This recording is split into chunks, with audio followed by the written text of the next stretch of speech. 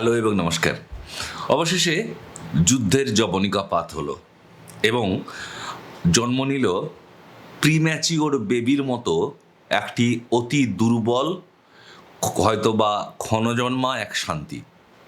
আমরা যেমন একটা বাচ্চা, সে যদি তার মায়ের গর্ভে যতদিন থাকার কথা তার আগে যদি সে জন্মে যায়, তার জীবন বা তার স্বাস্থ্য নিয়ে যেমন আমরা খুব উদ্বিগ্ন থাকি, ঠিক একইভাবে এই শান্তি যা হঠাৎ করে আমেরিকা ভারতের উপরে চাপিয়ে দিল, বা ধরে নেওয়া যায় যে পাকিস্তান আমেরিকার পায়ে পড়ল এবং আমেরিকা সেই শান্তিটা ভারতের উপরে জোর করে চাপিয়ে দিল, এবং আমাদের যারা হর্তাকর্তা বিধাতা রয়েছেন দেশের, তারা পারলেন না এই চাপটাকে রেজিস্ট করতে।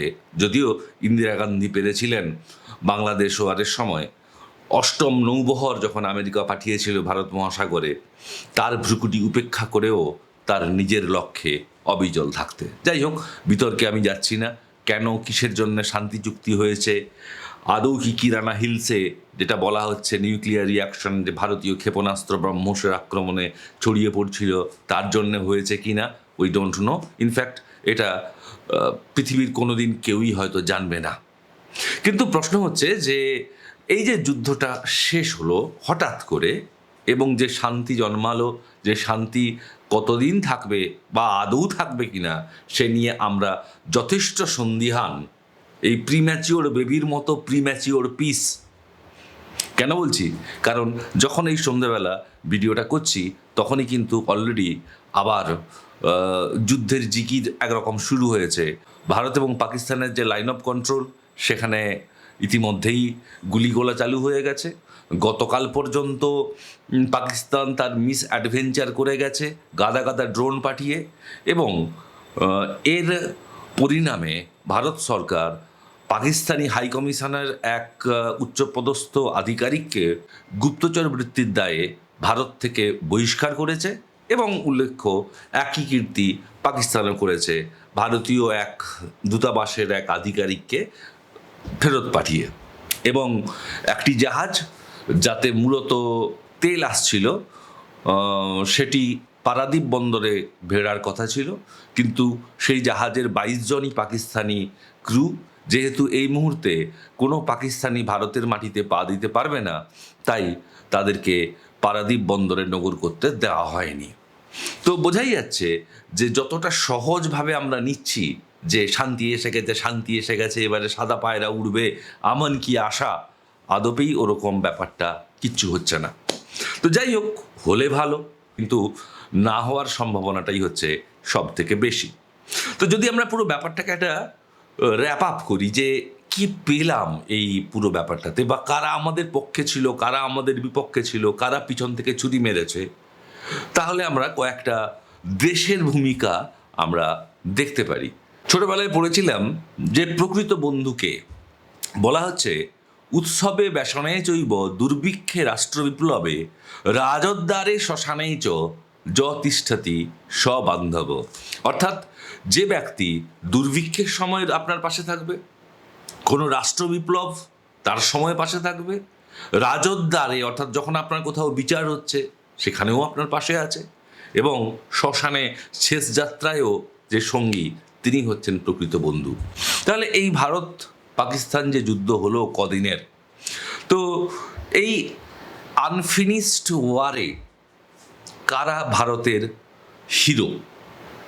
ভারতের হিরো অবশ্যই যারা যুদ্ধের দায়িত্বে ছিলেন, ভারত সরকার, সেই সঙ্গে সমস্ত রাজ্য সরকার, যারা এক কথায় ভারত সরকারের এই যে মুভ, পেহেলগাম হামলার পরে তাকে সমর্থন জানিয়েছিল। হিরো অবশ্যই মাই স্যালুট টু ইন্ডিয়ান আর্মি, যারা দেখিয়ে দিয়েছে কেন ভারত পৃথিবীর চতুর্থ শক্তিশালী সেনাবাহিনী। অবশ্যই জনগণ, যারা প্রথম দাবি তুলেছিল যে এভাবে চলতে পারে না, টেররিজম অ্যান্ড ট্যুরিজম, জল আর রক্ত একসাথে বইতে পারে না, so there must be an end. সুতরাং ভারতের জনগণ, কৃতিত্ব অবশ্যই দিতে হবে, সম্মান দিতে হবে সেই মহান মানুষ ডক্টর এপিজে আব্দুল কালামকে, যিনি ছিলেন একজন প্রকৃত ভিশনারি এবং যার আমল থেকেই শুরু হয় ডিআরডিওর উত্থান, এবং যে ডিআরডিওর কল্যাণে আমরা পেয়েছি স্বদেশি অস্ত্রের ভাণ্ডার, ব্রহ্মস হোক, অগ্নি হোক, পৃথ্বী হোক, আকাশ হোক, পিনাকা হোক, হোয়াট এভার। ইসরোকেও সম্মান জানাতে হয়, কারণ তারা পেরেছে সামান্য বাজেট নিয়েও তারা আমাদেরকে জিপিএস নেভিগেশন শুদ্ধ বিভিন্ন লোকেশন আমাদেরকে দেখিয়েছে। প্রসঙ্গত উল্লেখ্য, যখন অটল বিহারী বাজপেয়ীর সময়ে যখন কার্গিল কনফ্লিক্ট হয়েছিল, ভারত কিন্তু বারে বারে আমেরিকার কাছে জিপিএস সাহায্য চেয়েছিল, কিন্তু আমেরিকা দেয়নি। হ্যাঁ, আমেরিকা আমাদেরকে সাহায্য করেনি। এখন ভারত এতটাই স্বনির্ভর যে ভারতকে আর আমেরিকা কেন কোনো কাকার কাছে হাত পাততে হয় না। এই যুদ্ধে ভিলেন অবশ্যই পাকিস্তান। এখন পাকিস্তানের ব্যাপারটা হচ্ছে যে পাকিস্তানের জনগণকে দোষ দিয়ে লাভ নেই। যারা দিনরাত খাবারের জন্যে লাইনে দাঁড়িয়ে রয়েছে, আটার জন্যে লাইনে দাঁড়িয়ে রয়েছে, যে দেশের আর্থিক অবস্থাটা বিখিরির থেকেও খারাপ, সেই দেশের জনগণ না, তারা শান্তি চান, তারা বাঁচতে চান। আসলে দোষটা হচ্ছে পাকিস্তানি আর্মির এবং পাকিস্তানের অত্যন্ত দুর্বল এক রাজনৈতিক ব্যবস্থা। আজ পর্যন্ত ভাবতে পারেন পাকিস্তানে কোনো সরকার 5 বছর টেকেনি। বেনজির ভুট্টো যখন প্রধানমন্ত্রী ছিলেন একবার আক্ষেপ করে বলেছিলেন যে তিনি যখন আইএসআই এর কাজকর্ম সম্পর্কে জানতে চেয়েছিলেন তাকে সেটা জানানো হয়নি। অর্থাৎ পাকিস্তানে প্রধানমন্ত্রী হিসেবে যাকে বসানো হয় তিনি একজন পাপেট বা পুতুল ছাড়া আর কিচ্ছু না। আসলে ব্যাপারটা হচ্ছে যে ভারতকে প্রোটেক্ট করে ইন্ডিয়ান আর্মি, সুতরাং ভারতের আর্মি রয়েছে। আর পাকিস্তানের ক্ষেত্রে হচ্ছে যে পাকিস্তান আর্মির একটা দেশ রয়েছে, আমাদের দেশের আর্মি রয়েছে, আর পাকিস্তানে আর্মির দেশ রয়েছে। পেহেলগাম গণহত্যা এর উৎস অবশ্যই আসিফ মুনিরের সেই প্রচণ্ড সাম্প্রদায়িক ভাষণ, এবং আসিফ মুনিরের মধ্যে একটা সুপ্ত বাসনা ছিল যে আমিও পারভেজ মুশারফ হব। এবং ওই শাহবাজ শরীফ, ওই কার্টুন একটা ক্যারেক্টার, ওই কার্টুনকে সরিয়ে ক্ষমতায় আসার একটা উদগ্র বাসনায় আর একটা কার্গিল ওয়ারফেয়ার, একটা লিমিটেড স্কেলে যুদ্ধ চেয়েছিল আসিফ মুনির। সে ভাবতেও পারেনি যুদ্ধটা এতটা লার্জ স্কেলে হয়ে যাবে। সুতরাং আমরা এটা বলতে পারি যে ভিলেন অবশ্যই পাকিস্তানি জনগণ নয়, পাকিস্তান আর্মি এবং পাকিস্তানের ক্রুকড স্পাইনলেস পলিটিশিয়ানস, এবং ওই আমাদের বিল্লো রানী বিলাওয়াল ভুট্টো। কি যে বলে, না পারে হিন্দি বলতে, না পারে উর্দু বলতে, না পারে ইংরেজি বলতে, এরা টেনে টেনে টেনে টেনে একটা জোকারের মতো কথা বলে বিলাওয়াল ভুট্টো। যাই হোক, এরা হচ্ছে জনগণকে খেপিয়েছে, যার পরিণামে পাকিস্তান অন্তত 10 বছর পিছিয়ে গেছে। যাকে সেটা পাকিস্তানের ব্যাপার, আপনি যদি ভুল করেন শাস্তি আপনাকে পেতেই হবে। এখন প্রতিটা নাটকে ভিলেন হিরো ছাড়াও বহু পার্শ্ব চরিত্র থাকে। তারা কেউ বন্ধু হয়, কেউ শত্রু হয়, কেউ ঘাপটি মেরে থাকে, আবার কেউ জোকারও হয়। এরকম কিছু পার্শ্ব চরিত্র যারা এই ভারত পাকিস্তান যুদ্ধের সময় বিভিন্ন রোল প্লে করেছে তাদের সম্পর্কে আসা যাক। প্রথমে যদি আমরা দেখি যে এই পার্শ্ব চরিত্রের মধ্যে সবথেকে গুরুত্বপূর্ণ চরিত্র হচ্ছে আমেরিকা এবং তার ডিপ স্টেট। জেডি ভান্স আমেরিকার ভাইস প্রেসিডেন্ট যখন ভারতে ছিলেন তখনই পেহেলগাম গণহত্যা হয় এবং তারা সেটা নিন্দাও করেন। কিছুদিন পরে তারা বললেন যে এই যুদ্ধটা থামানো দরকার। তার যখন যুদ্ধ ফুল স্কেলে চলছে ঠিক সেই সময় হঠাৎ করে জেডি ভান্স মন্তব্য করলেন যে we have nothing to do with this war. এই যুদ্ধের সাথে আমরা জড়িত নই, এই যুদ্ধ যাদের ব্যাপার তারা বুঝবে, যেটা সিমলা এগ্রিমেন্টে বলা হয়েছিল যে এটা দু দেশ তাদের মধ্যে থাকবে, এখানে থার্ড পার্টি থাকবে না। এবং বিশ্ব গভেট রাষ্ট্রপতি ডোনাল্ড ট্রাম্প বলে দিলেন ও তো ভারত পাকিস্তানের 1000 বছরের পুরনো সমস্যা। মানে একটা গভেট রাষ্ট্রপতি কোন লেভেলের মূর্খ হতে পারে? 1000 বছর পাকিস্তান সৃষ্টিই হয়নি, ইনফ্যাক্ট 100 বছরও হয়নি, এটা নাকি 1000 বছরের পুরনো সমস্যা। যাই হোক, তিনি বললেন যে আমরা এই ব্যাপারে আদৌ খুব একটা নাক গলাতে চাই না।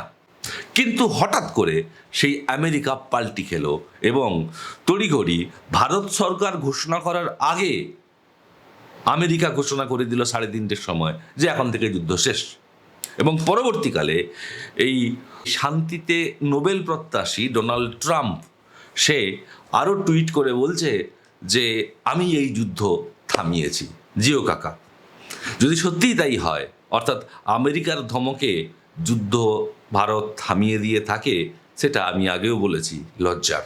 হ্যাঁ, অবশ্যই পাকিস্তান আমেরিকার পায়ে ধরে বলেছে যে বাবা আমাদেরকে বাঁচাও, আমাদের শেষ করে দিচ্ছে ভারত। আমেরিকা ভারতকে বলতেই পারে, কিন্তু শেষ সিদ্ধান্ত কিন্তু ভারতকেই নিতে হতো।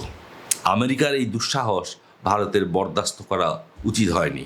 তাই ভারতীয় জনরোষ স্বাভাবিকভাবেই আছড়ে পড়েছে বিদেশ সচিব বিক্রম মিস্ত্রির ওপরে, যিনি এই যুদ্ধবিরতি ঘোষণা করেন এবং যার জন্যে তিনি তার অ্যাকাউন্ট লক করতে বাধ্য হন। মানুষ আসলে এই হঠাৎ করে যখন আমরা যুদ্ধের দোরগোড়ায়, সেখানে এই আমেরিকান হস্তক্ষেপ এবং তার থেকেও বেশি যে এই আমেরিকান হস্তক্ষেপের কাছে ভারতের নতজানু হওয়া, এটাকে কেউ মেনে নিতে পারেনি। বিক্রম মিস্ত্রির ওপরে যে অশালীন আক্রমণ হয়েছে, যেটা সমর্থনযোগ্য নয়, কিন্তু এটা ভারতীয়দের রাগের একটা বহিঃপ্রকাশ বলাই চলে। এখানে আর একটি চরিত্র রয়েছে যে হচ্ছে ট্রেটার, বিশ্বাসঘাতক। সে হচ্ছে টার্কি বা এখনকার যার নাম তুর্কিয়ে। তার প্রেসিডেন্ট হচ্ছে আধাদারওয়ান এরদোগান। এই এরদোগান লোকটি হচ্ছে প্রচণ্ড রকম একটা র্যাডিক্যাল লোক। এর স্বপ্ন দেখে যে সেই পুরনো অটোমান সাম্রাজ্য ফিরে আসবে এবং ইসলামী বিশ্বের খলিফা হবে এই তুরস্ক। এবং তুরস্ক কি করেছে, এরদোগানের নির্দেশে জাহাজ ভর্তি করে ড্রোন সাপ্লাই দিয়ে গেছে, যদিও সেই ড্রোন ভারতের কিচ্ছু করতে পারেনি, বরং পাকিস্তানের বিড়ম্বনা আরও বাড়িয়েছে। তাই আজকে যখন হ্যাশট্যাগে টুইটারে ঝড় উঠছে বয়কট টু তুর্কিয়ে, তুরস্কে আমরা যাব না, বা ভারতের সাথে তুরস্কের কোনো রকম আমরা বাণিজ্যিক সম্পর্ক রাখতে চাই না, তখন অবশ্যই আমরা এটাকে সমর্থন জানানো উচিত যে তুরস্ক বিট্রে করেছে। কেন বলছি, আপনারা একটু পিছিয়ে গেলেই দেখবেন, যখন তুরস্কে ভয়ঙ্কর ভূমিকম্প হয় তখন আমরাই ঝাঁপিয়ে পড়েছিলাম তুরস্ককে রক্ষা করতে। এবং সেই সময় আমরা বহু ছবি দেখেছি যেখানে তুরস্কের জনগণ ভারতীয় আর্মিকে স্যালুট করছেন, হাত জড়িয়ে ধরছেন তাদের পরিষেবার জন্যে, যেভাবে তারা সাহায্য করেছেন। কিন্তু পৃথিবীর ইতিহাসে চিরকালই মির্জাফর জগৎ শেঠরা থাকে, তাই তুরস্ক ভারতের পিঠে ছোরা মেরেছে। তুরস্কের সাথে আর একটি দেশ পাকিস্তানকে ওই দেশের মিলিটারি এবং মোরাল সাপোর্ট দিয়ে গেছে, তার নাম হচ্ছে আজারবাইজান। এখন এখানে ব্যাপারটা হচ্ছে যে আজারবাইজানের শত্রু হচ্ছে গ্রিস এবং সাইপ্রাস। ভারত গ্রিস এবং সাইপ্রাসকে নৈতিকভাবে সমর্থন করে এবং আজারবাইজান লড়াই করছে দীর্ঘদিন ধরে আর্মেনিয়ার সাথে, এবং আর্মেনিয়া কিন্তু বারে বারে ভারতের অস্ত্র কিনেছে। সুতরাং আর্মেনিয়াকে যেহেতু ভারত সাহায্য করেছে, তাই আর্মেনিয়ার শত্রু হিসেবে আজারবাইজান সে ভারতের শত্রু পাকিস্তানকে বেছে নিয়েছে, অর্থাৎ শত্রুর শত্রু আমার মিত্র। এখন দেখুন, আজারবাইজানের রাগের একটা কারণ রয়েছে যে ভারত আজারবাইজানের শত্রু আর্মেনিয়াকে সাহায্য করে অস্ত্র শস্ত্র সব কিছু দিয়ে। কিন্তু তুরস্ক, চীন ভারতের চিরকালীন শত্রু আছে এবং থাকবে। এবং ইতিমধ্যেই আপনারা হয়তো শুনে ফেলেছেন, চীন আবার নতুন করে তারা যেটা দাবি করে যে ওটা তাদের অরুণাচল প্রদেশ, কিছু জায়গা ইচ্ছে মতো নামকরণ করে দিয়েছে। এখন মূর্খ কত প্রকার হয় যে নামকরণ করলেই ভারত তোমার হাতে জায়গাগুলোকে কেকের মতো তুলে দেবে। চীনের এটাই স্বভাব। চীনকে কেউ কোনো দিন ট্রাস্ট করেনি, করা উচিতও না। চীন পাকিস্তানকে জেএফ থান্ডার বিমান সরবরাহ করেছে, যেগুলোকে ভারতীয় বিমান বাহিনী, ভারতের যে এয়ার ডিফেন্স সিস্টেম S-400 সেগুলোকে মাটিতে ফেলেছে। এবং চীনা পণ্য যেমন হয়, চীন প্রমাণ করলো যে তাদের পণ্যের গুণমান ওই রকম। ভালোবাসা আর চীনা পণ্য কোনোটাই বেশি দিন টেকে না, এটা হচ্ছে চীনের নেচার। কিন্তু ফ্রান্স ভারতের সাথে যেটা করেছে সেটা আর এক বিট্রেয়াল। এই খবরটা খুব একটা প্রকাশ্যে আসেনি। ফ্রান্স, আমরা সবাই জানি যে ফ্রান্সের থেকে ভারত রাফায়েল নিয়েছে এবং আরও রাফায়েলের অর্ডার দেওয়া হয়েছে। এখন রাফায়েলকে যদি দেশীয় অস্ত্রে সজ্জিত করতে হয়, তাহলে তার যে সফটওয়্যার রয়েছে সেগুলোতে কিছু পরিবর্তন করার দরকার, এবং সেই পরিবর্তন করার জন্য কি করতে হয় না, যে দেশ বানিয়েছে তাদের থেকে সোর্স কোড নিতে হয়, যেটা একটা জটিল প্রক্রিয়া।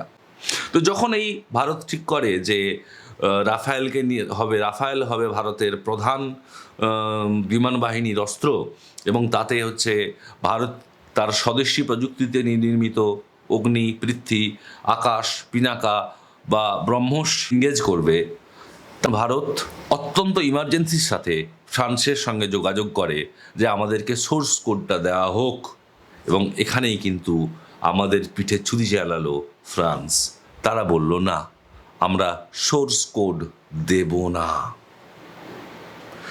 যে ভারত এত লক্ষ মিলিয়ন ডলার দিয়ে রাফায়েল আনলো, হতে পারে রাফায়েল অবশ্যই পৃথিবীর অন্যতম সেরা 4.5 জেনারেশন বিমান, কিন্তু এখনো পর্যন্ত ফ্রান্স যুদ্ধ শেষ হওয়ার পরেও কোনো সোর্স কোড দেয়নি। ফলে আপৎকালীন যে মডিফিকেশন করা দরকার ভারতের, সেগুলো ভারত করতে পারেনি। ভারতের দুই মিত্র রাষ্ট্র রয়েছে যারা বলতে পারেন নিজেরাই ব্যস্ত তাদের অস্তিত্বের সংগ্রামে, তাই প্রকাশ্যে তারা ভারতকে হয়তো সাহায্য করেনি, বা হয়তো করেছে সেটা গোপন ছিল। বলতে পারেন অনেকটা মেঘনাদের মতো, মেঘের আড়াল থেকে হয়তো তারা সাহায্য করেছে, বাট ডেফিনেটলি তারা হেল্প করেছে। এক হচ্ছে রাশিয়া, যার S-400 যদি না থাকতো ভারত পারত না পাকিস্তানের সাথে লড়তে, কারণ পাকিস্তান একা লড়ছে না, পাকিস্তানের সাথে রয়েছে আমেরিকার সাহায্য, IMF-এর সাহায্য, F-16, তুরস্ক, আজারবাইজান, আরও কত দেশ। রাশিয়ান সুখোই এখনও ভারতের অন্যতম ভরসা। তো রাশিয়া নিরাশ করেনি, নিরাশ বোধহয় করেনি ইসরায়েলও। এই প্রসঙ্গে একজন বিশেষ মানুষকে স্যালুট করতে হয়, তিনি হচ্ছেন মনোহর পরিকার, যিনি ছিলেন তৎকালীন ভারতের প্রতিরক্ষা মন্ত্রী, আগে গোয়ার চিফ মিনিস্টার ছিলেন। মনোহর পারিকার যখন ভারতের প্রতিরক্ষা মন্ত্রী ছিলেন, তখন ভারত সরকার বা তিনি ঠিক করেন রাশিয়া থেকে বিমান প্রতিরক্ষা ব্যবস্থা S-400 ভারত কিনবে। আমেরিকা থেকে ছিল তীব্র চাপ যে S-400 কিনলে স্যাংশন লাগিয়ে দেবো, তার বদলে আমেরিকায় তৈরি তাদের নিজস্ব বিমান হামলা প্রতিরোধক ব্যবস্থা কিনতে হবে। কিন্তু দূরদর্শী মনোহর পারিকার বুঝেছিলেন যে না, S-400 সেটাই হচ্ছে বেস্ট, এবং আজকে যদি S-400 না থাকতো ভারতের অনেক ক্ষতি হতো। এবং ইতিমধ্যে যেটুকু শুনেছি যে S-400 পরবর্তী যে S-500 পরবর্তী যে ভার্সন S-500, সেটা রাশিয়া অলরেডি ভারতকে অফার করেছে। রাশিয়া ইতিমধ্যে ভারতকে তার জঙ্গি যুদ্ধ বিমান, পৃথিবীর অন্যতম সেরা বিমান Su-57 ভারতকে অফার করেছে, এবং রাশিয়া এটাও বলেছে যে ভারত চাইলে ব্রহ্মসের মতো দুটি দেশ, অর্থাৎ ভারত এবং রাশিয়া, ভারতেই মিলে তারা সুখোই যুদ্ধ বিমান তৈরি করবে, Su-57, এবং তার সমস্ত সোর্স কোড বা যা কিছু জটিল ব্যাপার রয়েছে সবটাই কিন্তু ভারতীয় বৈজ্ঞানিকরা জানবেন। গল্পে একটা চরিত্র না হলে কিন্তু গল্পটা জমেই না, কি বলুন তো? হ্যাঁ, ঠিকই ধরেছেন, জোকার। তো এই গল্পে দুজন ছিল এই জোকারের চরিত্রে। একটা হচ্ছে আমাদের CPM। হঠাৎ করে যখন যুদ্ধ চলছে, আমাদের দেশের সেনাবাহিনী তারা যান বাজি রেখে যুদ্ধ করছেন, হঠাৎ করে গত পরশু কলকাতায় মিছিল বার করে ফেললো তারা, যুদ্ধ নয় শান্তি চাই। আবার কেউ বলছে প্রমাণ চাই, প্রমাণ দাও। মানে ওই রাহুল গান্ধী টাইপিক ভাষা, যে রাহুল গান্ধী ভেবেছিল যে ফিল্মের শুটিং হচ্ছে, আপনারা সার্জিক্যাল স্ট্রাইক করেছেন, দেখি ভিডিও প্রমাণ দেখি। অর্থাৎ আপনাকে প্রমাণ পেশ করতে হবে, তাহলে আমাদের মহান রাহুল গান্ধী বা আমাদের মহান CPM-এর পলিট ব্যুরোর নেতারা বিশ্বাস করবেন যে যুদ্ধ হয়েছে। তো এবারে ইন্ডিয়ান আর্মি কিন্তু তারা সমস্ত ছবি দেখিয়েছে। যখনই তারা সাংবাদিক সম্মেলন করেছে তারা সমস্ত ছবি দেখিয়েছে। ন্যাচারালি এ ব্যাপারে এখন আর সন্দেহ করার জায়গা নেই যে সত্যি ইন্ডিয়ান আর্মি পাকিস্তানকে কুটেছে। কিন্তু আমাদের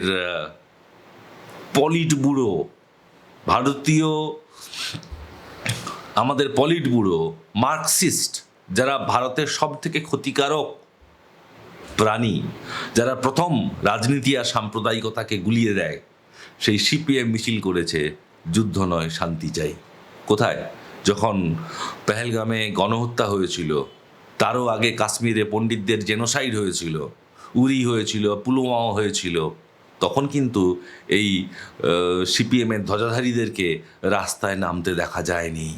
আজকে আপনারা ভোট ব্যাংক পলিটিক্স করছেন শুধু এই জন্যে, হঠাৎ করে যুদ্ধের মাঝে যুদ্ধ নয় শান্তি চাই। এরা হচ্ছে সেই জওহরলাল নেহরু ইউনিভার্সিটির প্রোডাক্ট, যারা ওই টুকরে টুকরে গ্যাংয়ের সদস্য।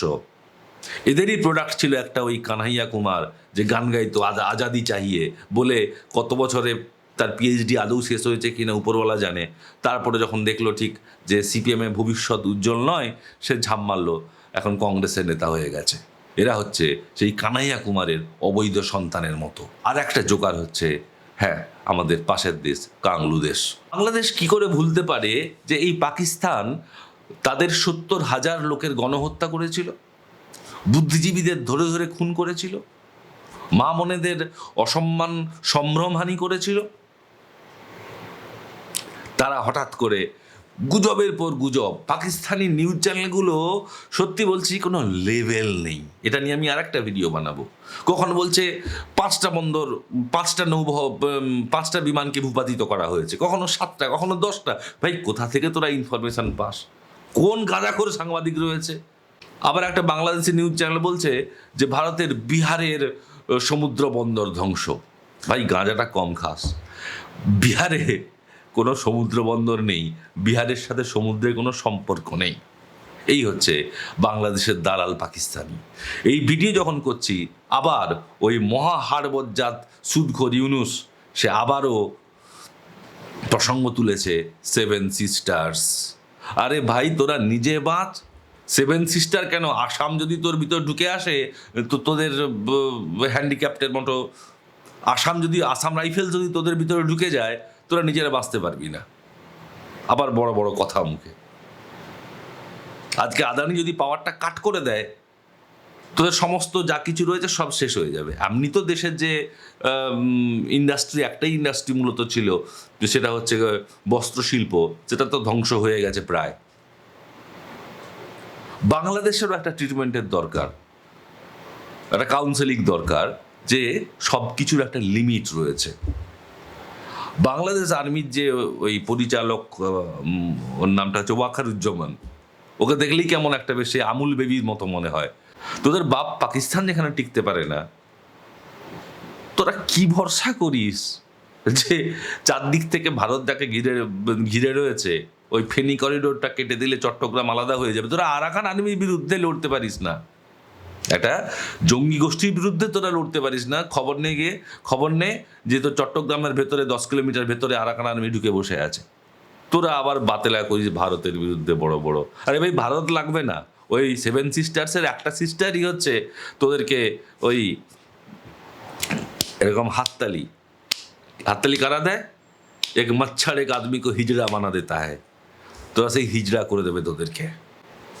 আমাদের একটা মচ্ছর তোদেরকে হিজড়া করে দেবে। আর ইউনুস দেশটাকে ডুবাচ্ছে ধর্মের আফিং খাইয়ে। তোদের বোধ বুদ্ধি পড়াশোনা বেশি নেই জানি, কিন্তু তোদের বাস্তব জ্ঞানও এত কম, এত মূর্খ তোরা বুঝতে পারছিস না যে তোরা খুব শীঘ্রই আর একটা পাকিস্তান হতে যাচ্ছিস। এবং এই ভারত, নতুন ভারত, কারুর চোখ রাগানি সহ্য করে না, যেখানে নিউক্লিয়ার ব্ল্যাকমেলিংকে উড়িয়ে দেওয়া হয়। আবারও বলছি, কিরানা হিলসে যে ঘটনা ঘটেছে বলে বলা হচ্ছে, দাবি করা হচ্ছে রেডিয়েশন হয়েছে। শোনা যাচ্ছে আমেরিকা থেকে রেডিও ডিটেকশন ফাইটার প্লেন এসছে, সেখানে রেডিও ডিটেকশন মাপা হচ্ছে।